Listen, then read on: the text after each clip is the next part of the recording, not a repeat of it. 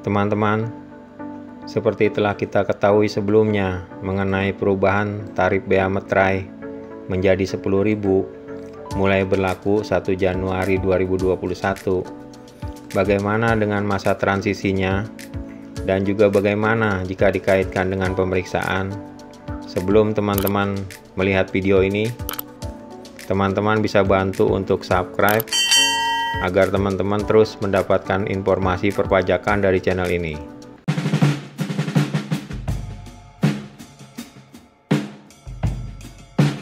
Nah teman-teman, undang-undang yang mendasari tarif bea meterai ini adalah Undang-Undang Nomor 10 Tahun 2020.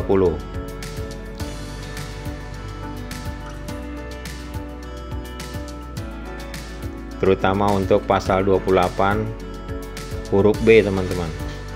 Meterai tempel yang telah dicetak berdasarkan Undang-Undang Nomor 13 Tahun 1985 tentang bea meterai dan peraturan pelaksanaannya yang masih tersisa masih dapat digunakan sampai dengan jangka waktu 1 tahun setelah undang-undang ini mulai berlaku dan tidak dapat ditukarkan dengan uang atau dalam bentuk apapun.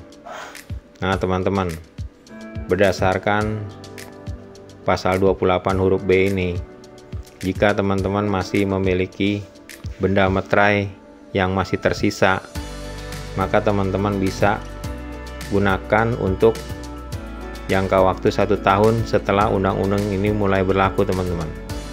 Undang-undang ini mulai berlaku 1 Januari 2021. Jadi masa berlaku benda meterai lama teman-teman masih dapat digunakan sampai dengan 31 Desember tahun 2021, teman-teman. Demikian bunyi dari pasal 28 huruf B, teman-teman. Nah, kita lanjut ke pasal 28 huruf C, teman-teman. Meterai tempel yang digunakan untuk melakukan pembayaran bea meterai yang terutang atas dokumen sebagaimana dimaksud dalam huruf B dapat digunakan dengan nilai total meterai tempel yang dibubuhkan pada dokumen paling sedikit Rp9.000, teman-teman. Nah teman-teman, berdasarkan pasal 28 huruf C ini, jika teman-teman masih memiliki benda meterai lama desain tahun 1985, maka teman-teman bisa gunakan dengan menempel 2 atau 3, teman-teman, dengan nilai nominal dibubuhkan pada dokumen paling sedikit Rp9.000, teman-teman. Dalam hal ini teman-teman bisa lihat contoh yang saya berikan sebagai berikut. Di sini ada meterai 3.000. Nah teman-teman tambah dengan meterai 6.000. Jumlahnya 9.000, teman-teman. Nah, di sini sesuai berdasarkan Undang-Undang Nomor 10 Tahun 2020 pasal 28 huruf C, ya, teman-teman. Di sini jelas dikatakan pasal 28 huruf C, teman-teman. Meterai tempel yang digunakan untuk melakukan pembayaran bea meterai yang terutang atas dokumen sebagaimana dimaksud dalam huruf B dapat digunakan dengan nilai total meterai tempel yang dibubuhkan pada dokumen paling sedikit Rp9.000, teman-teman. Nah teman-teman, selanjutnya jika teman-teman masih mempunyai meterai tempel dengan desain lama, bisa juga dijumlahkan dari 3 meterai 3.000 tambah 3.000 tambah 3.000, di sini 9.000. Nah, ini juga sesuai dengan pasal 28 huruf C, teman-teman.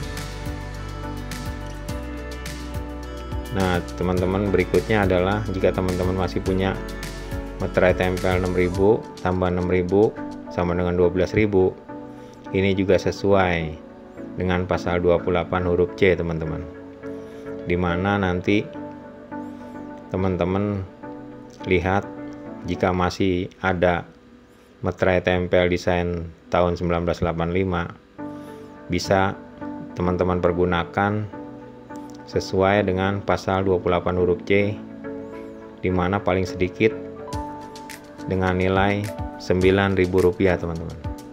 Nah ini teman-teman meterai tempel yang berlaku 1 Januari 2021, Rp10.000 adalah untuk dokumen dengan nilai nominal 5 juta ke atas teman-teman, yang terkena tarif bea meterai 10.000. Jadi teman-teman, jika ada dokumen yang menyebutkan nilai nominal 5 juta pas atau sebelumnya, berarti belum terkena tarif bea meterai ini teman-teman. Nah teman-teman, bagaimana dikaitkan dengan pemeriksaan pajak? Sedikit sharing teman-teman. Saya ada pengalaman kalau pemeriksaan pajak itu bisa dikembangkan ke dokumen yang ada di perusahaan teman-teman, terutama untuk dokumen bukti pembayaran atau juga bisa disebut BBK, bukti bank keluar, untuk pembayaran ke supplier teman-teman. Nah itu teman-teman bisa lihat di bagian finance teman-teman. Nah dokumen BBK, bukti bank keluar, itu contoh misalkan teman-teman. Nah teman-teman, saya sedikit buatkan ilustrasi atau simulasi adanya dokumen kwitansi pembayaran yang biasanya dipinjam pada saat pemeriksaan teman-teman, sebagai bukti bahwa kita melakukan pembayaran kepada pihak ketiga, yaitu contoh misalkan ke supplier teman-teman.